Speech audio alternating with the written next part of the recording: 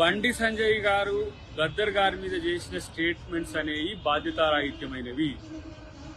ఈ రోజు అవార్డు ఇవ్వలేకపోయినవి కానీ ఆయన మీద నక్సల్వాది కాబట్టి అని, ఆయన ప్రజల్ని చంపిండని చెప్పే స్టేట్మెంట్స్ ఏవైతే ఉన్నాయో మీ దివాలాకోరు రాజకీయాలకు అది తార్కాణం. ఈరోజు పంచశీల పెట్టుకొని బౌద్ధ సాంప్రదాయాలతో ఖననమైన గద్దర్ గారు మీకు నక్సలైట్ గా మాత్రమే కనపడడం అనేది విడ్డూరం. ఇలా దళిత ఉద్యమాలకు పట్టుకొమ్మ, ప్రజాస్వామిక ఉద్యమాలకు పట్టుకొమ్మ, సాహిత్య ఉద్యమాలకు ఆయన వెన్నెముకగా ఉన్నాడు. ఈ రాష్ట్రంలో తెలంగాణ ఉద్యమానికి నాయకత్వం వహించిన తను మీకు నక్సల్గా కనపడ్డాడు. ఇది ఇలాంటి యొక్క భావదారిద్ర్యంతో బీజేపీ ఉన్నది కాబట్టే ఇంకా ఈ దేశంలో ఇట్లా ఎలగబెడుతున్నారు. మీరు చేసే ప్రకటనల వల్ల తెలంగాణ సమాజానికి కాదు, భారత సమాజానికి అంటూ వచ్చేది ఏం లేదు. మీరు చేస్తున్న రాజకీయ ప్రకటనలు రాజకీయ ప్రయోజనాల కోసం చేస్తున్నవి తప్పితే మరొకటి కాదు. అన్నిటికంటే ముఖ్యంగా మిమ్మల్ని కలిసి భారత రాజ్యాంగాన్ని కాపాడండి, పార్లమెంటుకు అంబేద్కర్ పేరు పెట్టండి, పార్లమెంటు ముందు అంబేద్కర్ విగ్రహం పెట్టమన్నప్పుడు మీకు నక్సల్వాది కనపడ్డా, అంబేద్కరిస్ట్ కనపడలేదా అని చెప్పి ఆలోచించాల్సిన అవసరం ఉంది. ఈరోజు కేవలం రాజకీయ ప్రకటనలకే పరిమితమైన ఇద్దరు కేంద్ర మంత్రులతో వచ్చింది ఏం లేదు, ఏమిరా బాలరాజుని వల్ల అన్నట్టుగానే ఇలా ఉన్నదనేది మా యొక్క అభిప్రాయం.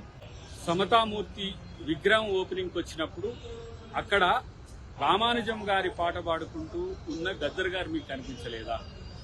దళిత పల్లెలు రోధిస్తుంటే చుండూరు కారంచేడు సంఘటనలు జరిగినప్పుడు గోసి గొంగడి గట్టియాల దళితుల కొరకు పాడినప్పుడు మీకు గద్దర్ గారు కనిపించలేదా?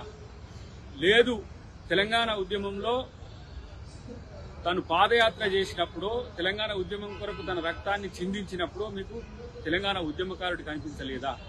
గద్దర్ గారి మీద ఇలాంటి బాధ్యతారాహిత్యమైన ప్రకటన చేయడం అది బండి సంజయ్ గారి వ్యక్తిగతమా, బీజేపీ పార్టీ విధానమా, లేకపోతే కేంద్ర ప్రభుత్వ విధానమా?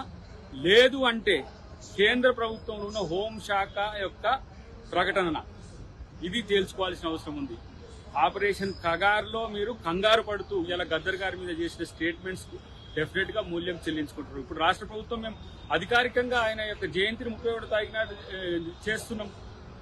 ప్రభుత్వమే నేరుగా చేస్తున్నది. ప్రభుత్వం సరైన వ్యక్తులను ఇవ్వలేదు అని చెప్పి, ఎలిజిబిలిటీ ఉన్న వాళ్ళని ఇవ్వలేదని చెప్పి మాట్లాడడం అనేది సిగ్గుచేటు. ఇలా మీరు మరి చుక్కరామయ్య గారికి ఎందుకు ఇవ్వలేకపోయినారు, అందశ్రీ గారికి ఎందుకు ఇవ్వలేకపోయినారు? ఇలా ఎంతో మంది మేధావుల నుంచి ఇక్కడి నుంచి కేంద్ర రాష్ట్ర ప్రభుత్వానికి పంపించినప్పుడు ఎందుకు మీరు పనిచేయలేకపోయినరు? అది చేయకపోగా ఇలాంటి వేస్ట్ కామెంట్స్ చేయడం వల్ల మీ పార్టీని చెత్తబుట్టలు వేస్తే భవిష్యత్తులో బీజేపీ భూస్థాపితమయ్యే రోజులు భవిష్యత్తులో ఉన్నాయని చెప్పి నేను హెచ్చరిస్తాను.